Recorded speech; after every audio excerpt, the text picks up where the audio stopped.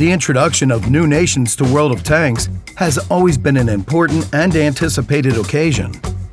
The different tank building schools allowed the developers to explore new ideas. They in turn gave our players new experiences and sensations.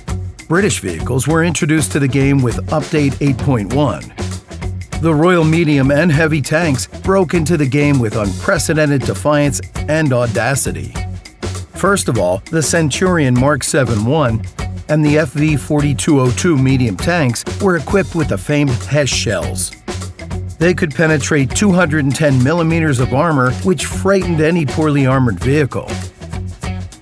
The idea of dealing at least some damage to practically any enemy vehicle was really appealing to players. The Tier 10 FV-215B heavy tank featured good accuracy and dealt formidable damage per minute. Even the placement of its fuel tanks behind the lower glacis plate and rear turret were of no hindrance. Players adored this vehicle. Shortly after the British vehicles, the Chinese tech tree was introduced to the game as part of an update. Many players were looking forward to them for so long, as the Type 59 had become very popular, and the introduction of other Chinese vehicles was just a matter of time. It's a historical fact that Chinese vehicles resembled Soviet ones but had some unique features. Top-tier Chinese medium tanks dealt high damage per shot and had reliable armor, but they were rather slow and had poor depression elevation angles.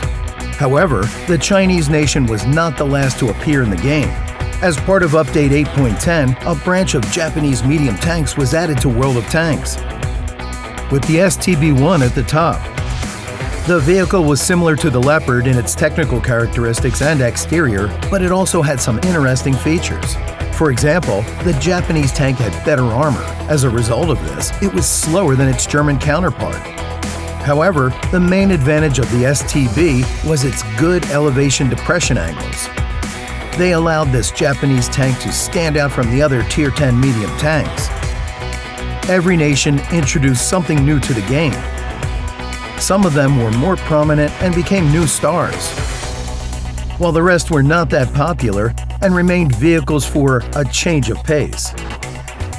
Nevertheless, the variety of available vehicles and nations has always contributed to the diverse gameplay and tactics, which essentially makes World of Tanks even more interesting.